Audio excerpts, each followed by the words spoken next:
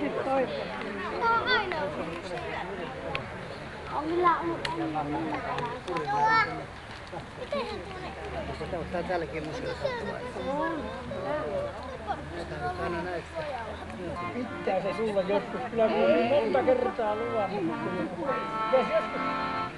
Joskus kestävät katsomaan. Aloitamme tämän iltatapahtuman täällä Muhoksen kotiseutumuseolla lipun nostolla ja laulamme samalla ensimmäisen säkeistön lippulaulusta.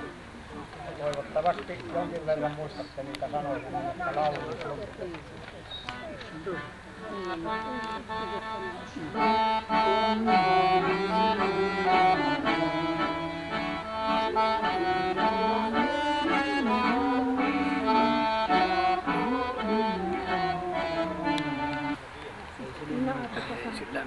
Varmaan teille monille on tuttu sellainen viime vuonna painettu kotiseutuyhdistyksen toimesta painettu kirja Linnon Muhoksesta.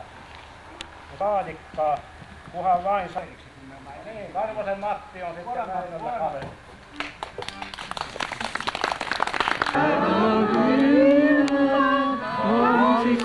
Mansikoista punertuu, silloin niityt ja linna, siellä virtaa hampikuu. Vuotta vietetään järjestämällä eri puolilla Suomea tapahtumia ja juhlia, suurempia ja pienempiä. Tämä ilta on yksi tällaisista tapahtumista. Tämä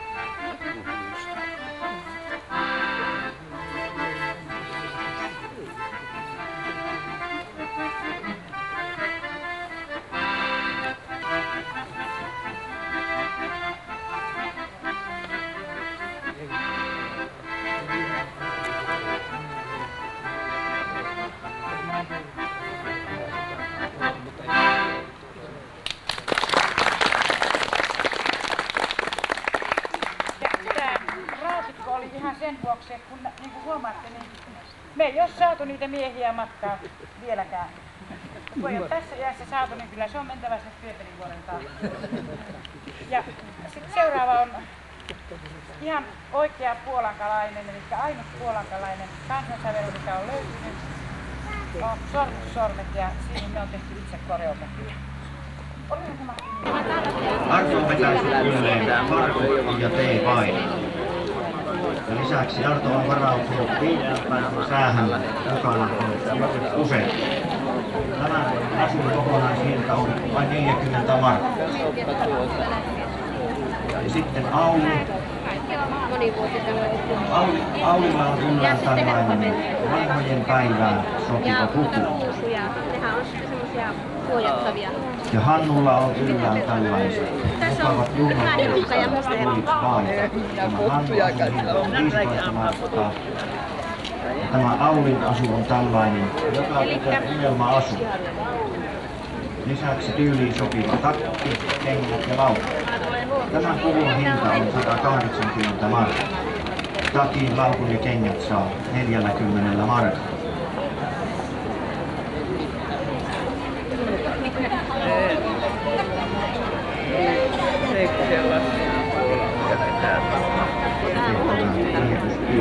Tämä on Luotisjärven tai Muhoksella. Että Muhoksella rasvatettu Kuontisjärven. Niin, Kuontisjärven. Se on sukunimen mukaan.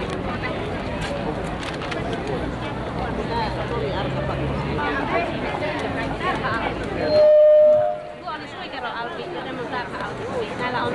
Lukija voi kuvasta todeta, mitä on. En ole mikään ammattilainen vaihtoehto esittelijä, en sanallisesti enkä muutenkaan. Hyvää tavata. Lopuksi otamme kaikki vielä näköiselle tähän eteen. Voitte vielä hetken aikaa tarkistaa.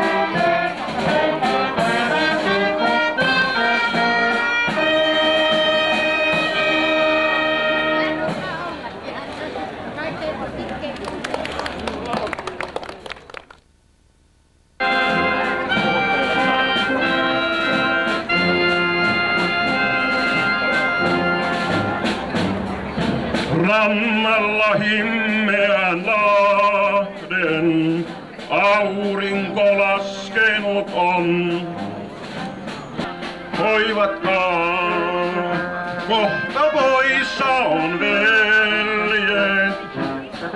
Muistakaa, heille kallis oli maa. Kertokaa lasten lapsille laulun. Himmetä ei muisto koskaan saa. Jannut viljaa, sarka jo kynnetty on. Ammoin me marssimme kahden, tulta löi talon. Himmetä ei muisto koskaan saa.